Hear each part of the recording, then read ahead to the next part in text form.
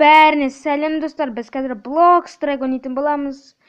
Командный бой ойнап отырмыз. Сіздер қараңыздар, лайк басыңыздар, сосын подписацияны баса салыңыздар. Енді жігітше ғой. Біз қазір Bloxstrike М4. Ертең или бүгін Fun of Guns шығады. Енді Bloxstrike 2, бірақ Bloxstrike'қа ұқсамайды, кішкене бір кубиктардан жасалған, бірақ Bloxstrike'қа ұқсамайды.